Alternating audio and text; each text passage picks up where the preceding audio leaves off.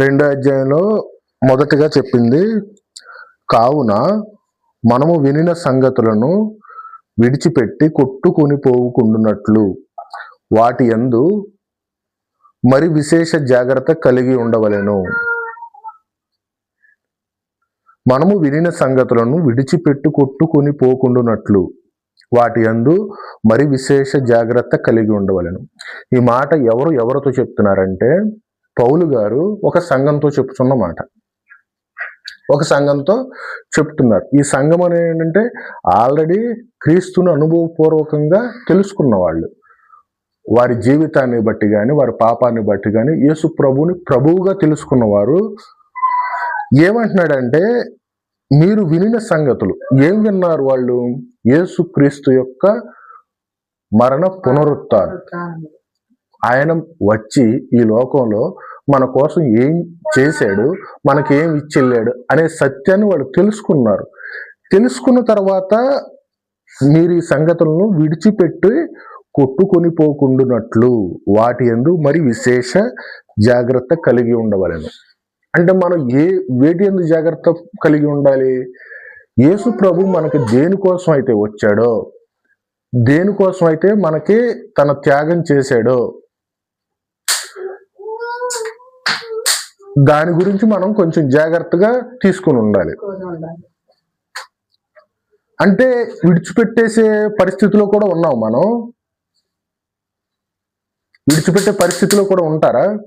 అంటే సంఘంగా పిలువబడతా, యేసు ప్రభు బిడ్డలుగా పిలువబడతా, యేసుక్రీస్తు యొక్క సంఘంగా పిలువబడతా ఆయన చేసిన త్యాగాన్ని వదిలిపెట్టేసే వాళ్ళగా కూడా ఉంటారా సంఘస్థులు? ఉంటారనే కదా ఉంటున్నారు. హెబ్రీ సంఘం అనేది వాళ్ళు అలాంటి పరిస్థితిలో ఉన్నారు కాబట్టి ఏం చెప్తున్నాడనంటే, విశేషంగా జాగ్రత్త పడండి, ఎక్కువ జాగ్రత్త తీసుకోండి, కొట్టుకుని పోకూడదు, మీరు విడిచిపెట్టకూడదు, విన్న వాటిని కన్న వాటిని మీరు వదిలిపెట్టకూడదు, విడిచిపెట్టకూడదు అని చెప్తున్నాడు. 3వ వచనం చూస్తే, ఇంత గొప్ప రక్షణను మనము నిర్లక్ష్యము చేసిన ఎడల ఎలాగూ తప్పించుకొందుము. అంటే నిర్లక్ష్యం ఎలా చేస్తున్నారంటే, ఆయన చెప్పిన సంగతులు, ఆయన వచ్చింది, ఆయన చేసింది, ఏం చేశాడు, మనకు వచ్చి ఈ లోకంలోకి వచ్చి ఏం చేశాడు అనే దాన్ని మొత్తం విడిచిపెట్టేసేసి పాపంలో పడిపోతున్నారు. పాపంలో పడిపోయి ఎలా పడిపోతున్నారు? ఇంత గొప్ప రక్షణను మనము నిర్లక్ష్యము చేసిన, ఆయన చేసిన గొప్ప రక్షణ, ఆయన ఇచ్చిన త్యాగాన్ని బట్టి, ఆ త్యాగాన్ని బట్టి వచ్చిన మన రక్షణని వీళ్ళు ఏం చేస్తున్నారంటే నిర్లక్ష్యం చేసే వాళ్ళుగా ఉంటున్నారు, నిర్లక్ష్యం చేస్తున్నారు, ఆ పాపంలో పడిపోతున్నారు. ఎలాగూ తప్పించుకుందాము అంటే, మనకు ఆయన ఇచ్చిన రక్షణ కానీ, ఆయన చేసిన త్యాగాన్ని బట్టి కానీ నిర్లక్ష్యం చేస్తున్నామా? మన పాపం చేసుకుంటా, మనం యథావిధిగా ఈ లోకంలో జీవించుకుంటా పాపంలో పడిపోయే వాళ్ళగా ఉంటున్నామా? అదొకటి మనం ప్రశ్నించుకోవాలి ఎప్పటికప్పుడు. యేసు ప్రభు ఎందుకు వచ్చాడు, ఏం చేశాడు అనే ఒక సత్యాన్ని మర్చిపోయి ఆయన చేసిన రక్షణ విడిచిపెట్టేసేసి నిర్లక్ష్యం చేస్తాం, మనం పాపంలో పడిపోతున్నాం. మనం పాపం ఎప్పుడు చేస్తున్నాం? పాపం చేసే స్వభావం నీలోకి ఎప్పుడు వస్తుంది అని అంటే ఒకే ఒక్కసారి వస్తుంది. యేసు ప్రభు నా కోసం సిలువ మోన మీద కొట్టపడి అత్యంత దీన స్థితిలో, ఇప్పటి వరకు యేసు ప్రభు చనిపోయినట్లుగా ఎవరు చనిపోలేదంటే, అంత త్యాగం అనేది ఎందుకు చేశాడు? నా కోసం ఎవరు చేస్తారు? నా వాళ్ళుగా పిలువబడుతున్న కుటుంబ సభ్యులు ఉన్నారు, నా వాళ్ళుగా పిలువబడుతున్న నా వాళ్ళు అందరూ ఉన్నారు. వాళ్ళెవ్వరూ చేయలేని త్యాగం నా తండ్రి చేశాడంటే, యేసుక్రీస్తు చేశాడంటే, అలాంటి త్యాగాన్ని, అలాంటి రక్షణ నేను ఎందుకు నిర్లక్ష్యం చేయాలి? అలాంటి త్యాగం అనేది ఎప్పుడు మనకి గుర్తుంది అని అంటే, మనం ఎక్కడ తప్పిపోమన్నమాట. మనం పాపంలో పడిపోము. మనం పాపంలో పడిపోకుండా ఆయన చేసిన త్యాగాన్ని నిర్లక్ష్యం చేయకుండా, నాకు ఎన్ని శ్రమలని రాగాక, ఎన్ని ఇబ్బందులు వచ్చినా కానీ మనం ఏం చేస్తామంటే ఆయన ఇచ్చిన రక్షణని నిర్లక్ష్యం చేయము.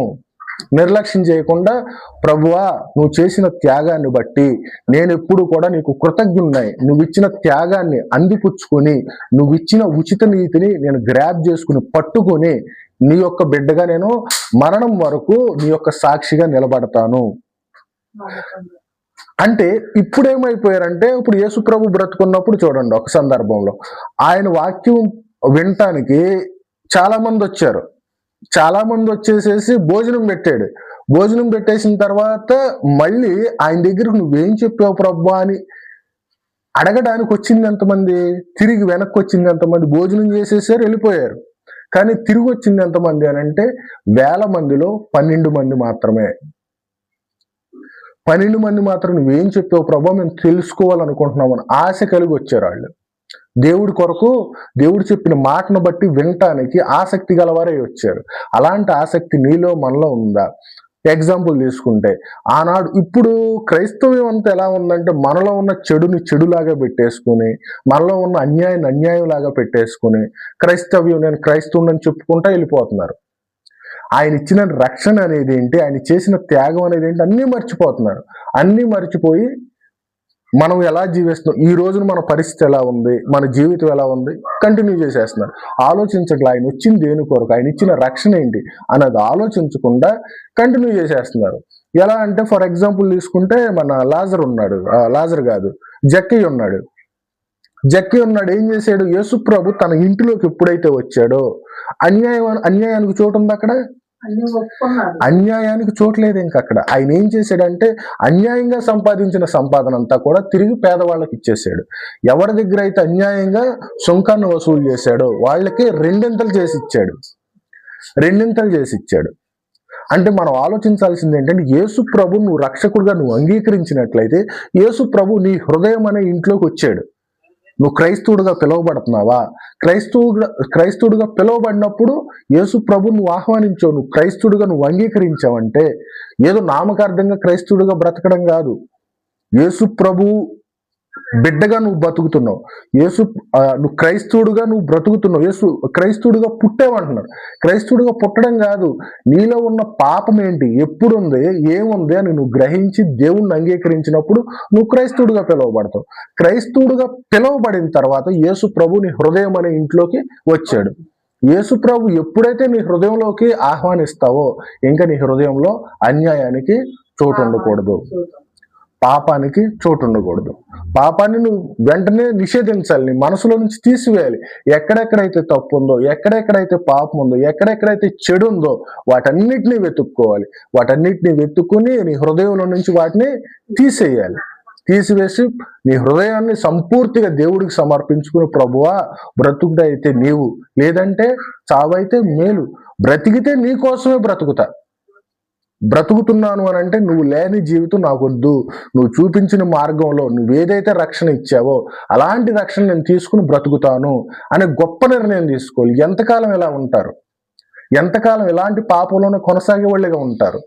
ఎంతకాలం ఇదే జీవితం చేస్తారు? నామకార్థం వింటానే ఉంటారు, పట్టించుకోరు, వింటానే ఉంటారు, చూస్తానే ఉంటారు. మన జీవితంలో ఎన్నో అద్భుత కార్యాలు చేస్తారు. అద్భుత కార్యాలు అంటే ఏంటి? నీతిని చూస్తూ ఉంటారు. ఆ నీతిని చూసినా కానీ ఏం చేస్తారంటే అర్థం కాదు. వినపడతా ఉంటాయి మాటలు, అర్థం కాదు. ఒక నిర్ణయం తీసుకోవాలి. దేవుని బిడ్డగా కొనసాగడానికి ఒక నిర్ణయం తీసుకుని ముందుకు వచ్చేసేసి నేను పాపం చేస్తున్నాను, పాపం చేసే ప్రతిసారి నీ మనసు అనేది చెబుతూ ఉంటుంది ఇది తప్పు. ఎందుకని? దేవుడు వాక్యం వినిపిస్తుంది. వాక్యమే ఎవరో దేవుడు. వాక్యం అనేది వినిపిస్తున్నప్పుడు, వాక్యం అనేది నీ చెవులోకి నీ హృదయంలోకి వెళుతున్నప్పుడు నీ మనసు చెబుతానే ఉంటది ఇది పాపం, ఇది తప్పు, చేయకూడదని. కానీ మనం వివేచనగా లేకుండా ఏం చేస్తున్నామంటే అవిధేయులమై దేవుడిచ్చిన రక్షణని నిర్లక్ష్యం చేసే వాళ్ళగా ఉంటున్నాం. అలాంటి నిర్లక్ష్యం అనేది చెయ్యొద్దు. మనము వినిన సంగతులను కొట్టుకొని పోకుండా వాటి యందు మరి విశేషముగా జాగ్రత్త కలిగి ఉండాలి. ఎలా జాగ్రత్త ఉంటావు? ఆయన ఇచ్చిన రక్షణని నిర్లక్ష్యం చేయకుండా గట్టిగా పట్టుకుని ప్రభువా నా కొరకంత త్యాగం చేశావు, నా కొరకు నా తల్లి తండ్రి చనిపోలేదు, అలాగే నా కోసం అయితే గనక వాళ్ళు నన్ను వాళ్ళలో నుంచి పుట్టాను, నన్ను పెంచారు, ఇంకంతవరకు వాళ్ళు చేసిన త్యాగం. నా కోసం అయితే మరణించాలంటే మరణించలేదు, అంత ఘోరంగా ఎవరో మరణించలేదు. నా బిడ్డల కోసం నేను చేయలేనంత త్యాగం. ఎవరి కోసం చేయలేని త్యాగాన్ని నా కొరకు నువ్వు చేసావు కాబట్టి, ఆ త్యాగం ద్వారా ఇంత గొప్ప రక్షణ ఇచ్చావు కాబట్టి అలాంటి రక్షణ నేను ఎక్కడ నిర్లక్ష్యం చేయకుండా అలాంటి రక్షణ నేను గట్టిగా పట్టుకుని ప్రభువా నా బ్రతుకులో పాపం లేకుండా నీ కొరకు నేను బ్రతుకుతానని గట్టిగా నిర్ణయం తీసుకుని అలాంటి గొప్ప తీర్మానంతో మనం ఏం చేద్దాము అని అంటే, మనలో ఎక్కడెక్కడైతే తప్పులు ఉన్నాయో ఆ తప్పులన్నిటినీ వెతికి